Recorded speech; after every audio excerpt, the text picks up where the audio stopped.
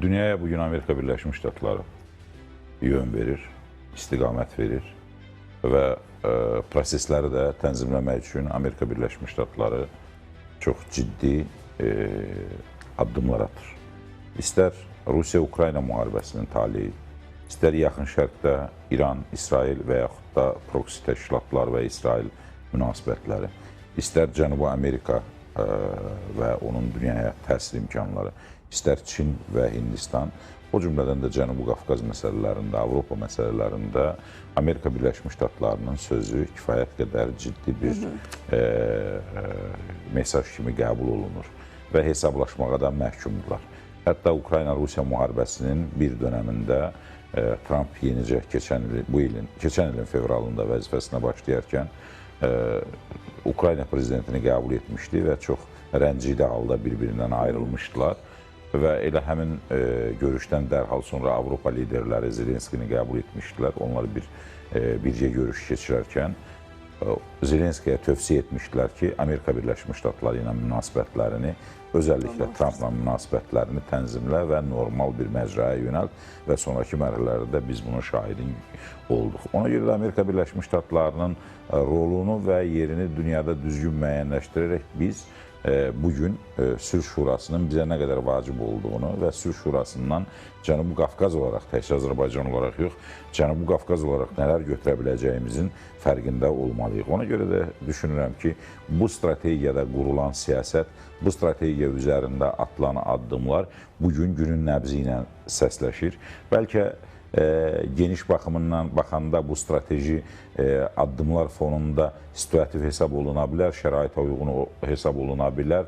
Çünki 2028-ci il dünya yeni bir düzənə və yaxud da Amerika Birləşmiş Ştatları yeni bir dövrə qədəm qoya bilər. Amma bu Azərbaycanın bu dövrlərdə qazana biləcəyini, əldə edə biləcəklərinin üstünə kölgə salmır və ona görə də proses strateji və yaxud da situativ olmuş olsa belə Azərbaycanın bugün Sülh Şurasına və özəlliklə Trumpın dünya miqyasında yürütdüyü siyasətlə münasibəti çox adekvat, olduqca vacib, olduqca effektli bir yerdədir və bundan da yararlanmaq lazımdır. Əgər bizə münasibətdə bugün yararlanmaq lazımdır deyəndə hansı baxımdan yararlanmalı? Bizə harda lazımdır? Biz Cənubi Qafqazda sülh və barışın əldə olunması üçün bir mərhələni adladıq 8 avqust 2025-ci il tarixində.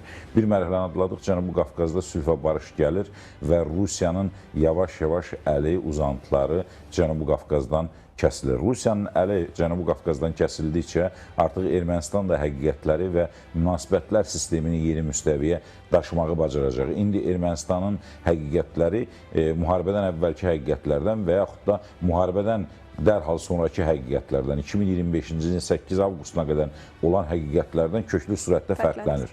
Və bu həqiqətləri, Ermənistan həqiqətləri öz daxillərində fərqləndirə bilmələri əslində 2025-ci ilin 8 avqustundan başlamış bir siyasətdir.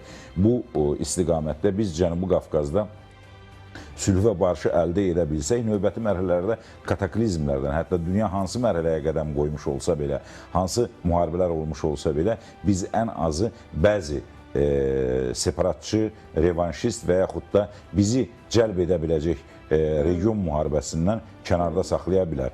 Mən demirəm ki, İran üzərində hansısa savaş olacaqsa, Azərbaycan bundan tamamilə sığortalanıb və ya kənarda qalıb. Yox, mümkün deyil. Çünki İran Azərbaycanın ən uzun sərhədli qonşularından biridir və orada 40 milyona yaxın Azərbaycanlı yaşayır. Mütləq Azərbaycan bu proseslərin harasındasa yer alacaq, harasındasa Azərbaycan öz mövqeyini qoyacaq.